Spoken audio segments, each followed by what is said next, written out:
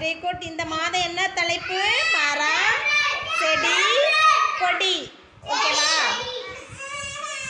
நம்ம ஒரு பாட்டு பாடலாமா? சின்ன சின்ன பொம்மை,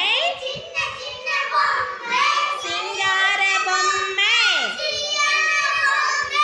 தஞ்சாவூர் பொம்மை,